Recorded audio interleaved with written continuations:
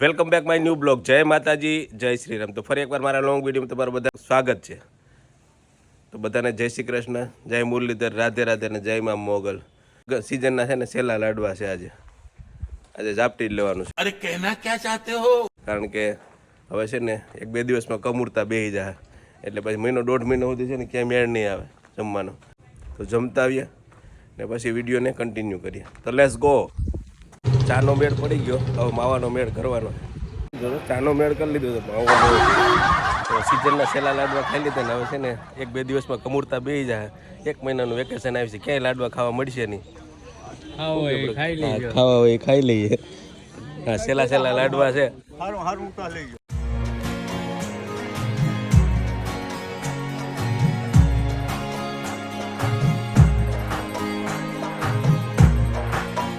બપોરે હગાઈના લાડવા ખાઈ આવ્યા ને અત્યારે છે મારા મિત્રની રામદેવ પીર મહારાજની પ્રસાદી. એટલે આપણે છે ને પ્રસાદીમાં રામદેવ પીર મહારાજની ધજા ચડાવવા જવાની હોય તો ધજા ચડાવવા ગયા તો ત્યાં અબીલ ગલાલવાળા ભરાઈ ગયા જો. તો આપણે છે ને ઘરે નાહવા માટે આવ્યા છે ને આગળ જમવાનું ચાલુ થાય. સમાજમાં જમણવાર રાખ્યો છે, 1200-1300 માણસનું રસોડું છે. બાકી અહીંયા મકાન બનાવ્યું ને એટલે વાસ્તુ કહે ને આપણે વાસ્તુ કર્યું છે. એટલે વાસ્તુ તો નથી પણ સત્યનારાયણ ભગવાનની કથા કરી, શાંતિ હવન કર્યું ને રામદેવ પીર મહારાજની પ્રસાદીની એને માનતા હતી એટલે પ્રસાદી કરી છે. જમણવાર છે ને રાત્રિ દરમિયાન છે ને સંતવાણીનો કાર્યક્રમ રાખેલો છે. તો હાલો પાણી ગરમ મૂક્યું છે ને હવે નાહી નાખીએ, કારણ કે અબીલ ગલાલવાળું હોય ને સારું શરદી એક તો છે, ઠંડી બહુ પડે છે એટલે નાહી નાખીએ. પછી કપડાં બદલાવીને પછી જઈએ સમાજમાં જમવા માટે. નાહી ધોઈને ફ્રેશ થઈ ગયા ને હવે છે ને લાલુને દુકાનેથી છોડાવીએ એટલે છે ને એ હારથમાં જાય ને આપણે ઘડીક દુકાને બેસીએ તો જમણવાર થઈ જાય એટલે પછી આપણે જમવા જઈએ. શરદીને ઉધરા થઈ ગઈ ભાઈ, એટલી બધી ઠંડી પડે છે ને કે વાત પૂછોમાં. આ તો પ્રસંગ છે ને એટલે કોટ બોટ નથી પહેર્યો, નકર તો કોટ પહેરીને જ જવું પડે.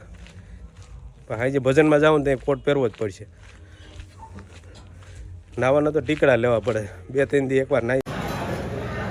ભૂખ એવી નેક્સ્ટ લેવલની લાગી હતી ને કે વિડીયો બનાવવાનું ઓહાણ જ ના આવ્યું. ખાઈ લીધો ને પછી વિડીયો સ્ટાર્ટ કર્યો. હા,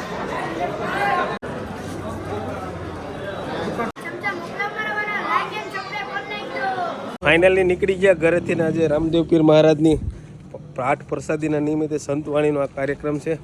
તો સંતવાણીમાં જાઉં છું, હું વજુભાઈ બે જઈએ છીએ. એ અંદર પાઠમાં જાહે ને અમે બહાર છે ને સંતવાણી સાંભળવાના છીએ. 3:15 વાગી ગયા ને સંતવાણી પૂરી થઈ ગઈ ને હવે ઘર બાજુ જાય ભાઈ. ધીરે ધીરે પોપો પડી ગયો ને પવન છે નેક્સ્ટ લેવલનો. ઠંડી એવી છે, પવન એવો છે ને ઠંડી એવી છે. સંતવાણીનો કાર્યક્રમ પૂરો થઈ ગયો, હવે ઘર બાજુ જઈએ. હવે મળશું પાછા સવારે.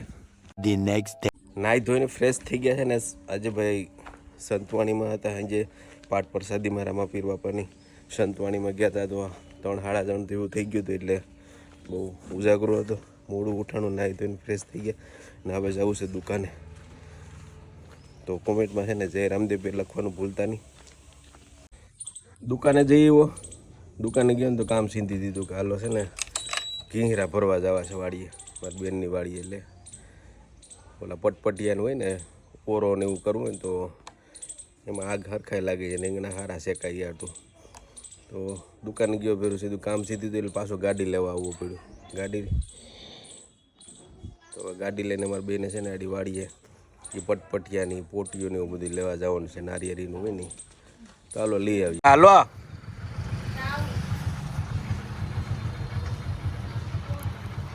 હાલો તો પાર્લરે પૂગી ગયા ને હવે જવું છે મારી બેનની વાડીએ પટપટિયા લેવા માટે. તો ફાઇનલી પૂગી ગયા મારી બેનની વાડીએ ને આવું કંઈક લોકેશન છે જોરદાર. નારિયેળીને એવું આ પટપટિયા લેવા લઈ આવી જો વાડીએ. રીંગણાનો ઓરો કરવો હોય ને તો આ પટપટિયામાં બહુ સારો થાય એમ કે.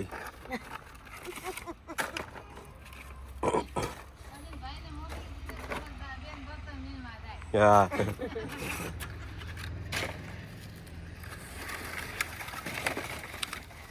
તો તમાર ભાઈ આ રેકડીમાં નાખીને લઈ જાય ન હાલે.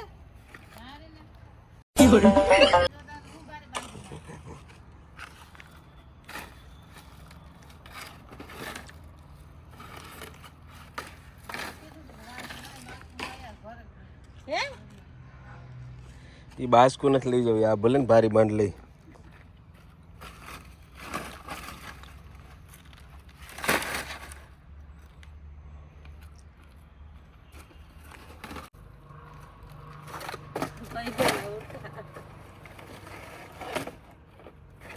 બસ એટલા કર.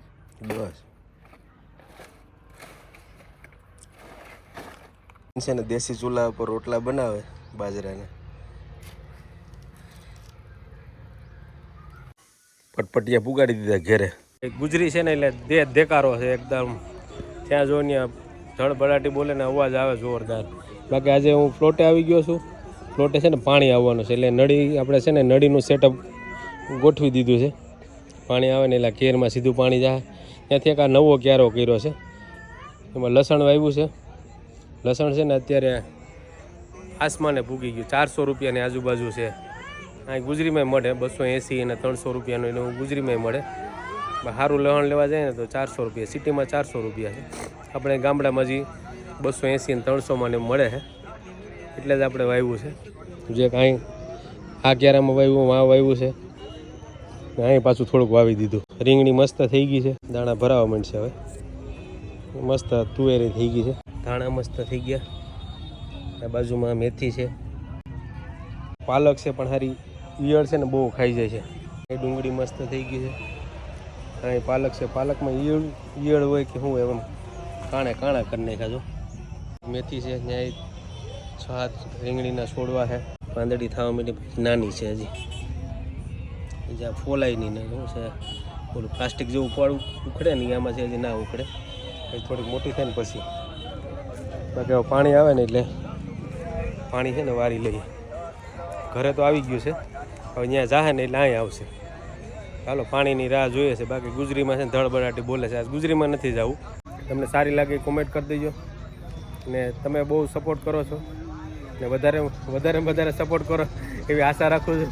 બાપુ છે ને માંથી કંઈક કહે છે તો તમને બતાવું. બાપુ જો છે મેડિયાથી કંઈક બોલાવે છે. હું તમારો ફેમિલી મેમ્બર છું, તમે મારા ફેમિલી મેમ્બર છો. આપણે એક યુટ્યુબના માધ્યમથી આપણે એક ફેમિલી છીએ. તો તમે ઘણો બધો સપોર્ટ કરો છો ને આવી જ રીતે સપોર્ટ કરતા રહેજો. તો બધાને જય માતાજી. ને ઘણા લોકો મારો વિડીયો જોવે છે કારણ કે મને સારી રીતે ઓળખે છે ને વિડીયો પણ જોવે છે. પણ હજી એ લોકોને છે ને સબસ્ક્રાઈબ કરતા નથી આવડતું. સબસ્ક્રાઈબમાં છે ને નીચે એક બ્લેક કલરનું સબસ્ક્રાઈબ લખેલું હોય છે ને ક્લિક કરશો ને એટલે એમાં પિંક કલરનું કલર થઈ જાય એટલે એ છે ને સબસ્ક્રાઈબ થઈ જાય. એટલે પછી મારો વિડીયો જ્યારે પણ હું મૂકીને એટલે એ વિડીયો તમને મળી રહે. તમને નોટિફિકેશન આવશે ને તમને યુટ્યુબ તમને સજેસ્ટ કરશે કે આ ભાઈનો વિડીયો આવી ગયો છે તો તમે જોઈ લેજો. ને વિડીયો સારો લાગે ને તો શેર કરી દેજો. એક મસ્ત લાઈક કરી દેજો કારણ કે આપણે બધા એક ફેમિલીમાંથી જ આવીએ છીએ. ને તમારા સપોર્ટની મારે બહુ જરૂર છે. તમારા સપોર્ટ વગર હું કાંઈ નથી એમ. એટલે સપોર્ટ કરજો. બને એટલો શેર કરજો. આટલું કરશો ને એટલે મને વિડીયો બનાવવાની બહુ મજા આવશે. એટલે મારે છે ને તમારા બધાના સપોર્ટની બહુ જરૂર છે. તો મળશું પાછા નેક્સ્ટ વિડીયોમાં. ત્યાં સુધી આવજો. Ram Ram, bye bye.